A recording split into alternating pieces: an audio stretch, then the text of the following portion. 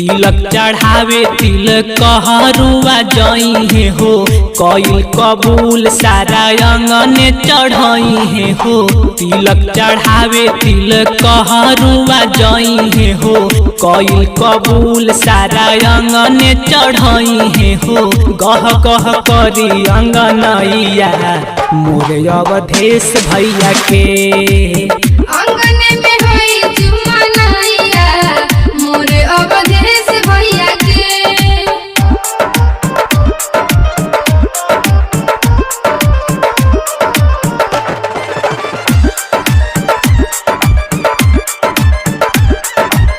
बड़ा भागे आइल शुभ तिलक समैया घरबा दुआर सब खिलल अंगनैया।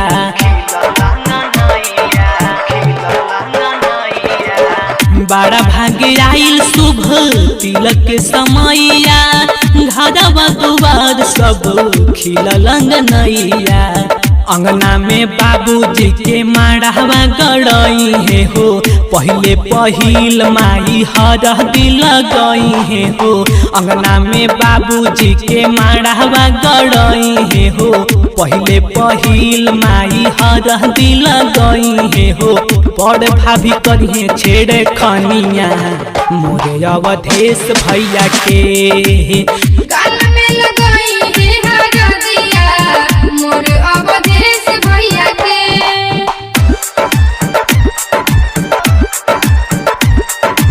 म्यूजिक डायरेक्टर धर्मेंद्र राज।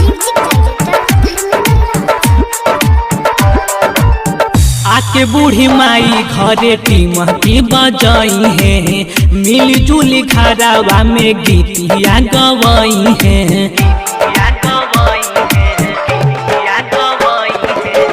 आके बूढ़ी माई घरे टीमकी बजाई है मिलजुल घरवा में गीतिया गवाई है। घरवा से दूर जाही तालावा तलैया हो दिनवा में रही जब सूरज के ललैया हो। घरवा से दूर जाई तालावा तलैया हो दिनवा में रही जब सूरज के ललैया हो।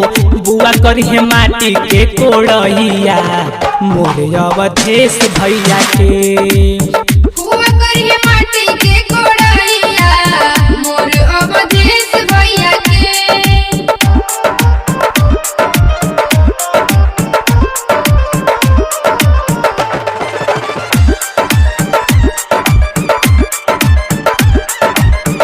इमली घोटावे जब आई जइहे मामा हते हते मोछ लेके करी है डरामा।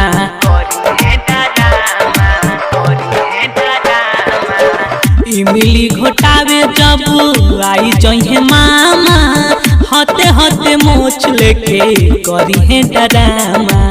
सज धज भैया बनी है दुल्हा हो लइहे कुमारी एगो बड़ी परिवार हो।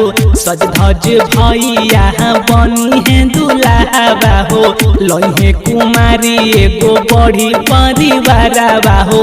मुसर से होई परिछावन मोरे अवधेश भैया के